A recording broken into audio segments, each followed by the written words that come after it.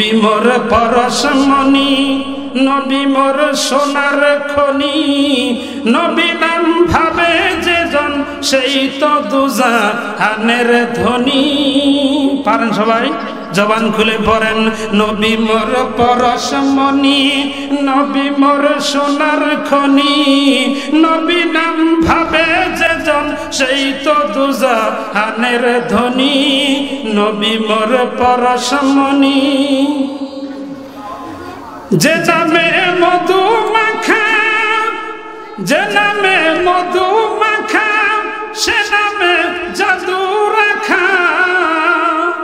যেই নামে মধু মাখা, যেই নামে জাদু রাখা, সেই নামে আকুল হইল মৌলায় আমার কাদের গনি। নবী মোর পরশমণি, নবী মোর সোনার খনি, নবী নাম ভাবে যে জন সেই তো দুজাহানের ধনী। নবী মোর পরশমণি, চাঁদ সূরজ গ্রহ তারা তারি নূরের ইশারা, নইলে যে অন্ধকারে ডুবিত এই ধরণী। নবী মোর পরশমণি, নবী মোর সোনার খনি, নবী নাম ভাবে যে জন সেই তো দুজাহানের ধনী। নবী মোর পরশমণি, নবী মোর পরশমণি, নবী মোর সোনার খনি, নবী নাম ভাবে যে জন সেই তো দুজাহানের ধনী। নিদানে আখেরাতে তরাইতে ফুলসে রাতে, নিদানে আখেরাতে তরাইতে ফুলসে রাতে, কান্ডারি হইয়া নবী পার করিবে সেই তরণী। নবী মোর পরশমণি, নবী মোর সোনার খনি, নবী নাম ভাবে যে জন সেই তো দুজাহানের ধনী। নবী মোর পরশমণি। আল্লাহ নবীর সুপারিশ আমাদের নসিব করেন, জোরে বলেন আমিন। নবীর রওজা জিয়ারত করার জন্য, হাজী হওয়ার জন্য আমাদের কবুল করেন, বলেন আমিন। তাও যদি না হয়, স্বপ্ন যুগ হলো নবীর জিয়ারত আমরা চাই না। কারা কারা চাই? দুই হাত তুলে আল্লাহকে দেখাই। লিল্লাহি তাকবীর, লিল্লাহি তাকবীর। আল কোরআনের আলম, কোরআন হাদিস যেখানে, গান বাজনা যেখানে, লিল্লাহি তাকবীর। আল্লাহ কবুল করেন, বলেন আমিন। সম্মানিত হাজিরিন, বন্ধুগণ আমার, যে আলোচনা করতেছিলাম আমার আপনার নবীর জীবনে একটা দুইটা নয়, ৪,০০০-এর বেশি মুজিজা আল্লাহ ঘটাইয়া দেখাইয়া দিয়েছেন। যে আমার আপনার নবী শক্তিশালী নবী, আমার আপনার নবী আল্লাহর প্রিয় নবী, যাকে না বানাইলে আসমান জমিন কিছুই বানাইতো না। জোরে জোরে কোন মারহাবা। প্রাণের বন্ধুগণ আমার, বিশ্ব নবীর প্রতি দরুদ পড়লে কত লাভ হয়। আল্লামা শিবলি রহমাতুল্লাহ আলাইহি বহুত বড় বুজুর্গ, উনি কাবা শরীফ জিয়ারত করতেছেন, আর তাকাইয়া দেখেন তার সাথে সাথে জিয়ারত করতেছে একটা যুবক। ওই যুবক লাব্বাইক আল্লাহুম্মা লাব্বাইক লা শারিকা লাকা লাব্বাইক ইন্নাল হামদা ওয়ান নি'মাতা লাকা ওয়াল মুলক, এই সমস্ত দোয়া বাদ দিয়া দরুদ শরীফ পড়তেছে।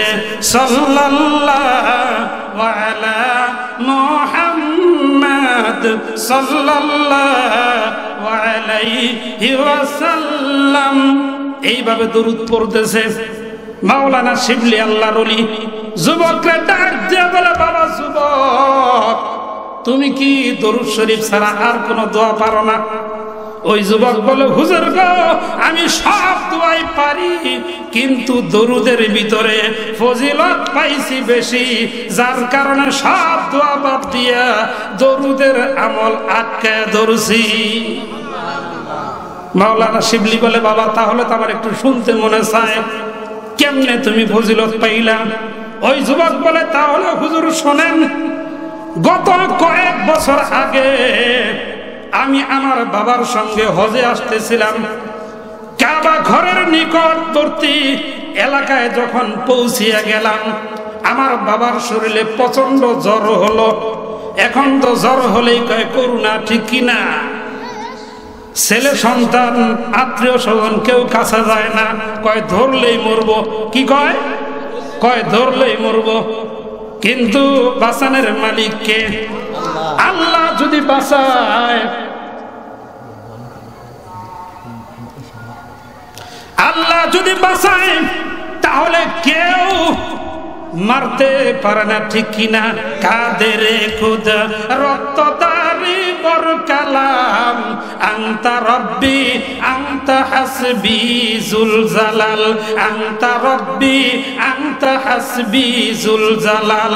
জোরে কোন মারহাবা। ওই যুবক বলতেছে, হুজুর গো, আমার বাবার শরীরে প্রচন্ড জ্বর হয়ে গেল। আমার বাবা বলল, আমার শরীর চলতেছে না, মাথা ঝিমঝিম করতেছে, শরীর ব্যথা করতেছে, তুমি তাড়াতাড়ি এইখানেই তাবু করো। একটা তাবু টানানো হলো। ওই তাবুর ভিতরে আমার আব্বা শুয়ে পড়লেন। জ্বর আস্তে আস্তে বৃদ্ধি হইতে লাগলো।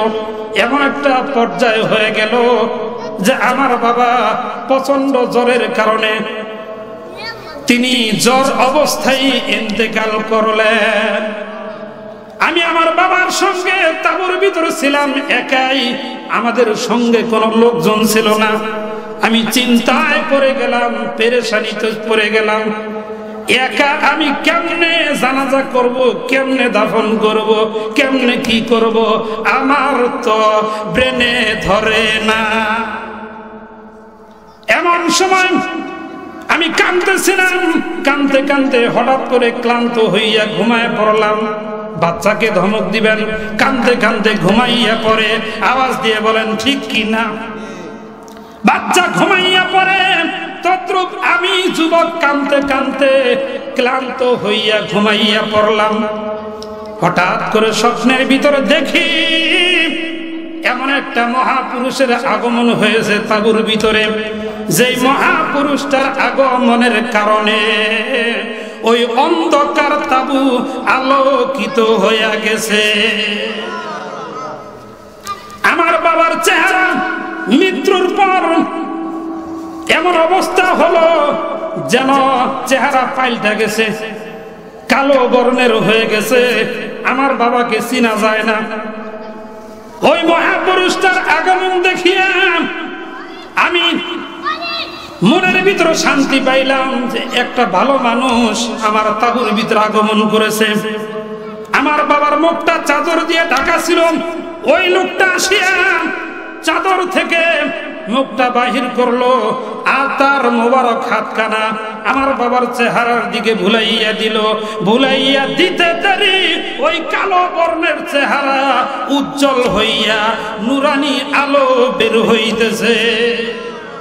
আমি আশ্চর্য হয়ে গেলাম, আর লোকটার পায়ে জড়াইয়া ধরলাম, কে গো তুমি? এই কঠিন মুসিবতে সাহায্যের জন্য তুমি চলে এসেছ। যতক্ষণ পর্যন্ত তোমার পরিচয় না দিবা, এই যে পা মোবারক ধরছি আর ছাড়ব না। ওই মহাপুরুষ আমার মাথায় হাত বুলিয়ে দিয়ে বলতেছে, বাবারে তোমার কোনো চিন্তা নাই, তোমার কোনো টেনশন নাই, তুমি আমাকে চিনতে পারো নাই। আমি হলাম বিশ্ব নবী জনাবে মুহাম্মদুর রাসূলুল্লাহ সাল্লাল্লাহু আলাইহি ওয়াসাল্লাম। হুজুর গো, আপনি কেমনে খবর পাইলেন? নবী ডাক দিয়ে বলে, উম্মত রে, ও যুবক, তোমার বাবা প্রতিদিন ঘুমের আগে 300 বার দরুদ শরীফ পড়তো। কতবার? 300 বার। ছোট দরুদ যদি পড়েন সাল্লাল্লাহু আলাইহি ওয়াসাল্লাম, কয় মিনিট লাগবে, ঠিক কিনা? ছোট দরুদ পড়বেন প্রতিদিন 300 বার ঘুমের আগে।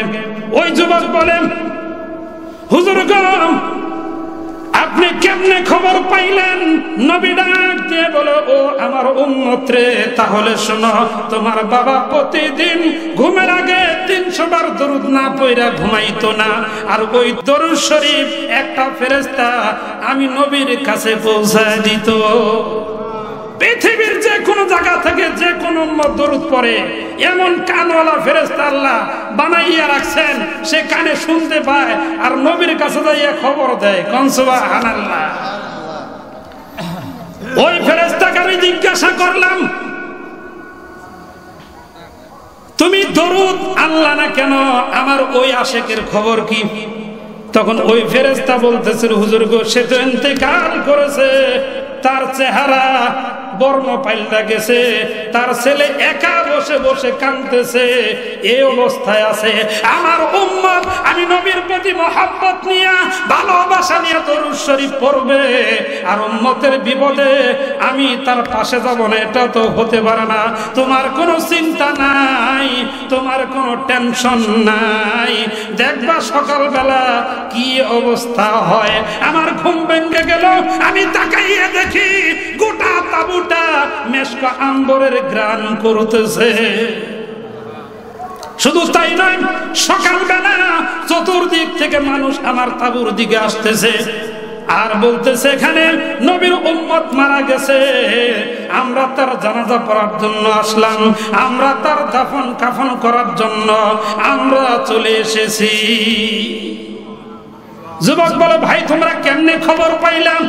ওই আগন্তুক হাজার হাজার লোক বলতেছিল, আমরা গায়েবী আওয়াজ পাইছি মক্কা নগরীর পাশে অমুক গ্রামে নবীর উম্মত মারা গেছে, তার জানাজায় তোমরা যদি শরীক হইতে পারো, আল্লাহর দেওয়া রহমত বরকত গুলো তোমরাই লাভ করবে। ওই দিন থেকে হুজুর আমি দরুদের আমল শুরু করে দিয়েছি, অন্য দোয়া বাদ দিয়ে খালি দরুদ শরীফ পড়ি। মাওলানা শিবলি যুবকটার মাথায় হাত দিয়ে বলে, বাবা যুবক বুঝতে পারছি, আর আমিও তোমাকে বলি বাবা, দরুদের আমল তুমি ছাইরো না, তোমার মৃত্যু পর্যন্ত এইভাবে করে বেশি বেশি প্রতিদিন দরুদ শরীফ পড়ো। শুধু তাই নয়, হযরতে জাবের রাদিয়াল্লাহু তাআলা আনহু থেকে বর্ণিত নবীর একটা মুজিজার কথা শোনাইতেছি, বুখারী শরীফের হাদিস। হুদায়বিয়ার প্রান্তর নবী সহ শত শত সাহাবায়ে কেরাম, 950 সাহাবায়ে কেরাম উপস্থিত। কয় শত? 950 সাহাবায়ে কেরাম উপস্থিত। কিন্তু কারো কাছে কোনো পানি নাই। উটকে খাওয়াবে, ঘোড়াকে পান করাবে, নিজেরা পান করবে, এমন কোন পানি কারো পাত্রে নাই। শুধু তাকাইয়া দেখে বিশ্বনবী ওযু করবে, ওই ওযুর নোটার ভিতরে সামান্য পানি দেখা যায়। কয়েকজন সাহাবী যাইয়া বললেন, হুজুর গো আমাদের শিবিরের মধ্যে সাহাবীদের মধ্যে কারো কাছে পানি নাই, কিন্তু পানির খুব প্রয়োজন। নবী ডাক দিয়ে বলেন, ও সাহাবীরা তোমাদের উটগুলো রেডি করো, তোমাদের ঘোড়াগুলো প্রস্তুত করো, তোমাদের পাতিল আসবাবপত্রগুলো নিয়ে আসো, আমি পানির ব্যবস্থা করতেছি।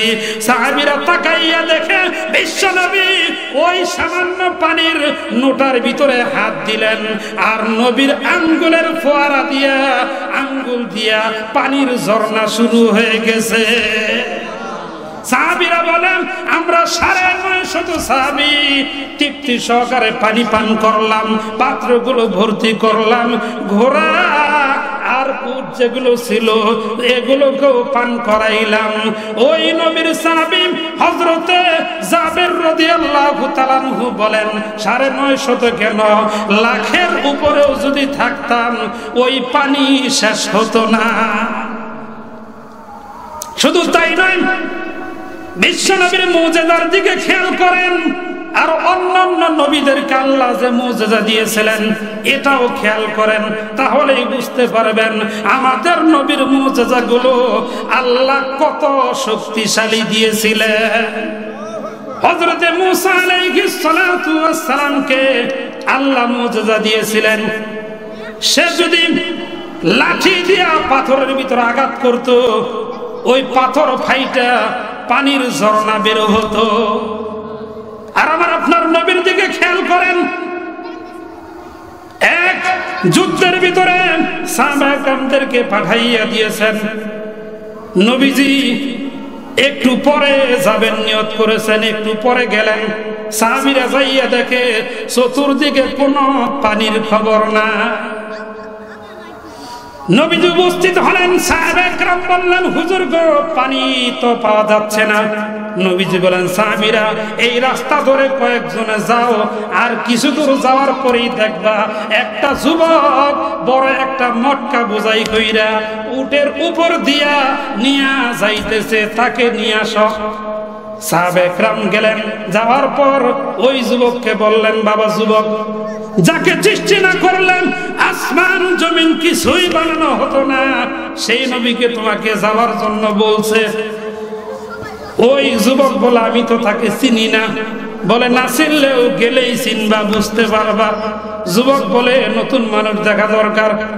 এত যেহেতু প্রশংসা করতেছে, দেখি সেই মানুষটা কেমন। ওই যুবক বেদুইন সে যখন উপস্থিত হয়ে গেল, নবী সাহাবীদেরকে বললেন, ও সাহাবীরা, এই মটকা বোঝাই করা পানি তোমরা ব্যবহার করো। সাহাবীরা ব্যবহার শুরু করে দিলেন। অল্প সময়ে মটকা খালি। ওই পানির মটকা যখন খালি হয়ে গেল, যুবকটা কান্না শুরু করে দিল, হুজুর, এত কষ্ট করে পানি আনছি, এখন আমি যদি খালি নিয়ে আমার মালিকের কাছে যাই, তাহলে আমাকে তো অনেক মারধর করবে, এজন্য আমি কাঁদতেছি। নবী ডাক দিয়ে বলল, ও যুবক, ওই যে তাকাইয়ে দেখো, মহাশূন্যের ভিতরে পানির ঝর্ণা চলতেছে, ওই ঝর্ণা থেকে তোমার মটকা বোঝাই করে নাও। ওই যুবকটা একবার ওই মহাশূন্যে ঝর্ণার দিকে তাকায়, আবার নবীর সুন্দর চেহারার দিকে তাকায়। ওই পানির দিকে যাব না এত সুন্দর মানুষটার দিকে যাব? এবার যুবক ডাক দিয়ে বলো, হুজুর গো, ওই পানি আমি চাই না, আমি আপনাকে চাই। এবার নবী বলে, তাহলে তো ঈমান গ্রহণ করতে হবে, কালেমা পড়তে হবে। ওই যুবক পড়ে নিল, লা ইলাহা ইল্লাল্লাহু মুহাম্মাদুর রাসূলুল্লাহ, লা ইলাহা ইল্লাল্লাহ, লা ইলাহা ইল্লাল্লাহ। বহু দূরে মদিনা, বলেন বহু দূরে মদিনা, আমরা কেমনে যাব জানি না। দয়া করে দয়ার আল্লাহ, মিটাও মনের ভাষণা, লা ইলাহা ইল্লাল্লাহ, লা ইলাহা ইল্লাল্লাহু মুহাম্মাদুর রাসূলুল্লাহ সাল্লাল্লাহু আলাইহি ওয়াসাল্লাম।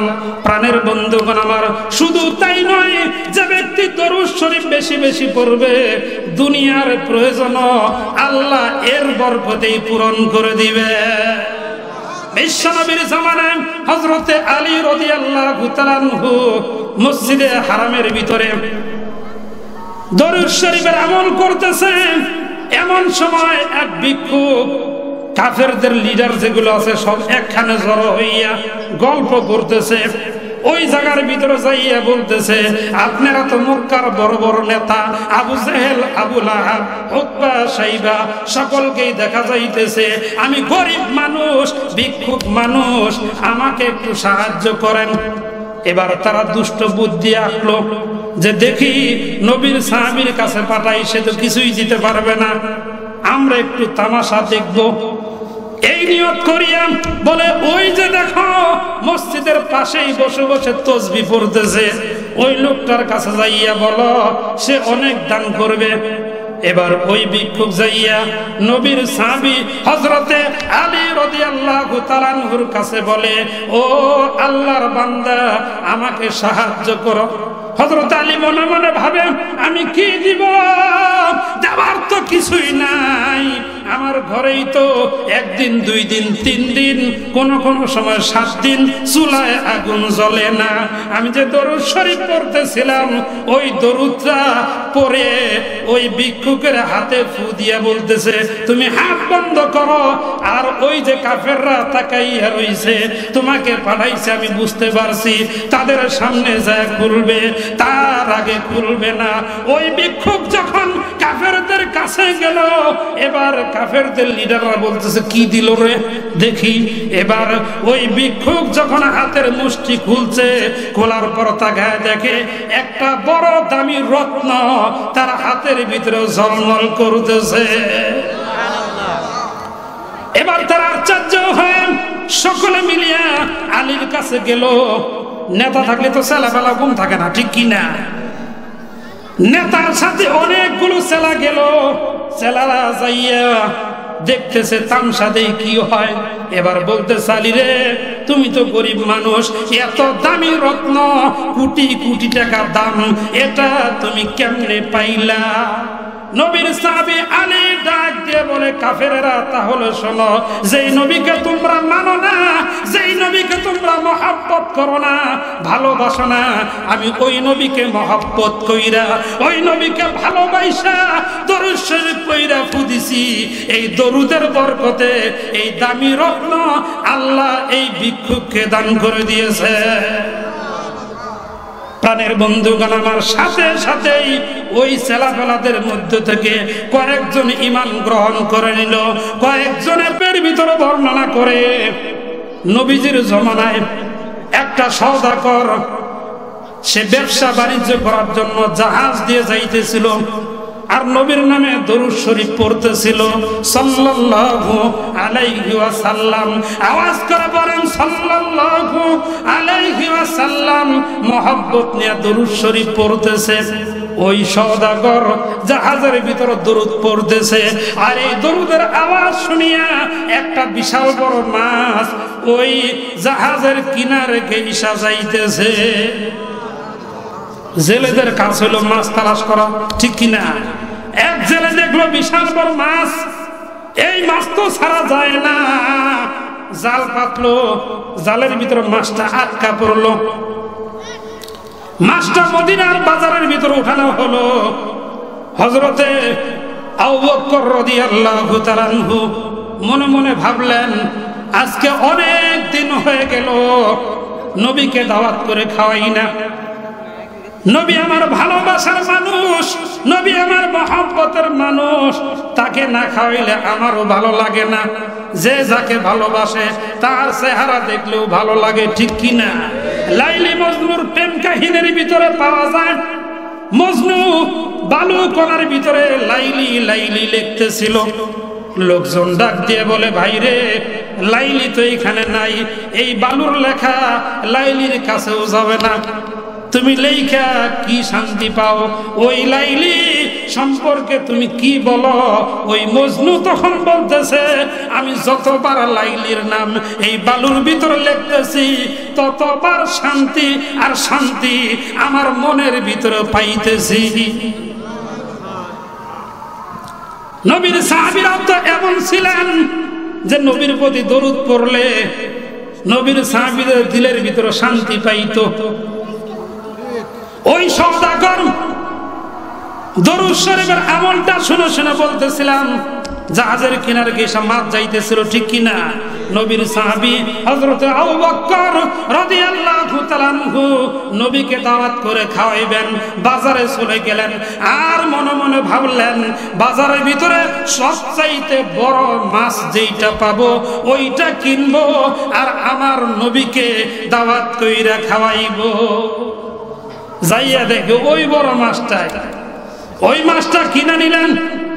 কিনা যখন বাড়িতে গেলেন, বাড়িতে যাওয়ার পর বিবিকে ডাক দিয়ে বলে, বিবি রে, নবীকে মহব্বত করে দাওয়াত করে আসি, তুমি মাছটা খুব সুন্দর করে রান্না করো, ভাজি করো, মুড়ি ঘন্টা করো, যত কিছু করা যায় মাছ দিয়া তুমি করতে থাকো, আমি নবীকে দাওয়াত করে নিয়ে আসতেছি।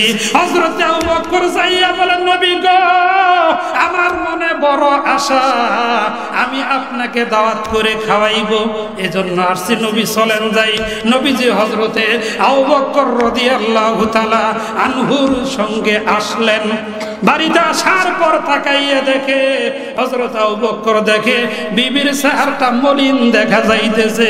ডাক দিয়ে বলে, বিবি রে, তুমিও তো নবীকে ভালোবাসো, তোমার চেহারা তো সুন্দর থাকা দরকার, মলিন কেন? এবার বিবি বলে, স্বামী গো, ওই মাছটা তো কিছুই করতে পারি নাই, যখনই চুলার ভিতরে দিয়া নিচে আগুন দেই, আগুন নিভা যাইতেছে। তার কারণ কি? কারণ তো বুঝি না। তখন নবীর কানে খবর দিল। নবী ডাক দিয়ে বলে, ও সাহাবীরে, মাছটা আমার সামনে হাজির করো। মাছটা যখন সামনে হাজির করা হয়েছে, মাছটার দিকে তাকাইয়া নবী বলতেছে, ও সাহাবীরে, দুনিয়ার আগুন তো দূরের কথা, দুনিয়ার আগুনের চাইতে 70 গুণ পার বেশি জাহান্নামের আগুনও এই মাছ জ্বালাইতে পারবে না। তার কারণ কি? তার কারণ হলো এই মাসটা আমি নবীর প্রতি দরুদ পড়তেছিল সওদাগর, ভালোবাসা নিয়া, আমি নবীর প্রতি মহব্বত নিয়া মনোযোগ সহকারে দরুদ শরীফ শোনার কারণে এই মাসের জন্য আল্লাহ দুনিয়ার আগুন তো দূরের কথা, জাহান্নামের আগুন পর্যন্ত হারাম করে দিয়েছেন। জোরে জোরে কোন মারহাবা। 5 মিনিটের ভিতরে ছোট্ট আরেকটা ঘটনা বলে শেষ দিব। রাজি আছেন তো আপনারা? লিল্লাহি তাকবীর। আল্লাহ কবুল করেন, বলেন আমিন। প্রাণের বন্ধুগণ আমার, বলতেছিলাম 5 মিনিটের ভিতরে ছোট্ট যে ঘটনা বলবো, এই ঘটনা দ্বারা আপনি বুঝতে পারবেন, আপনি গরিব হতে পারেন, আপনি মূর্খ হতে পারেন, আপনি অশিক্ষিত চাষা হতে পারেন, কিন্তু আপনি যদি দরুদ পড়েন, আপনার সফলতা আল্লাহ দান করে দিবে। এমন একটা মূর্খ চাষা গ্রাম্য মানুষ এরকম ওয়াজ মাহফিল থেকে দরুদের ফজিলত শুনছে, শোনার পরে বাড়ি যাইয়া দরুদের আমল শুরু করে দিছে। এইদিকে তার বিবি বলে, কাম কাজে যাও না কেন? কয়, দরুদ শরীফের আমল পাইছি, কাম আর করব না, ব্যবস্থা আল্লাহ করবে। ওই যুবকের স্ত্রী বলে, ওই যে পাওনা দাঁড়াইছে, তোমার কাছে 100 দিরহাম পাবে, এই দিরহামের খবর কি? কয়, দরুদ শরীফ পড়তেছি, আল্লাহ ব্যবস্থা করবে। ওই পাওনাদার যাইয়া আদালতে বিচার দিল, বাদশার কাছে বিচার দিল, এই যুবকটা আমার কাছ থেকে অমকে 100 দিরহাম নিচে দেয় না। এইদিকে এই খবর যখন তার বাড়িতে পৌঁছিল, বিবি তাকে অনেক কথা শোনাইল। মহিলারা তো মুখটা যখন শুরু হয় মনে হয় যে মেশিন জুড়ছে, ঠিক কিনা? কি থুইয়াছে কি কয়, যাইরা দেহরে মরে নাকে, এবার যাইরা বলাবান বাইসা থাকার সাথে মরলেই বালা। যে সুম মরে, যে সুম স্বামী অ্যাক্সিডেন্ট করে, তখন কান্দে, আরে আমি তো মরবার কই নাই, আমি তো অ্যাক্সিডেন্ট হবার কই নাই, কিন্তু তোমার দোয়া কবুল করছে, আল্লাহ তো শুনছে, ঠিক কিনা? এজন্য সাবধান হয়ে যান মা বোনেরা। বলতেছিলাম, ওই যুবক বিবির কথা শুই না আরো মনে কষ্ট লাগলো, কান্না ছেড়ে দিয়েছে, টপ টপ করে পানি জমিনের ভিতরে পড়তেছে, আর নবীর নামে দরুদ শরীফ পড়তেছে, কাঁদতে কাঁদতে ঘুমায়া গেল। হঠাৎ করে তাকায় দেখে নবী সামনে উপস্থিত হয়ে বলতেছে, আমার উম্মত রে, আমার আশেক রে, তোর কোনো চিন্তা নাই, ঘুমের থেকে উইঠা তুই বাদশার দরবারে যায় বলবি যে দরুদ শরীফ কবুল হয়ে গেছে গা, তাই দেখবি তোর হাজত পূরণ হয়ে যাবে। কোন সুবহানাল্লাহ। ঘুমের থেকে উঠা বাদশার দরবারে যা বললো, বাদশা মহোদয় দরুদ শরীফ কবুল হয়ে গেছে। এবার বলতেছে, তাহলে ঘটনা ভাঙ্গা বলো। তখন যুবকটা ওই দেশের বাদশাকে ঘটনা ভাঙ্গা বললেন।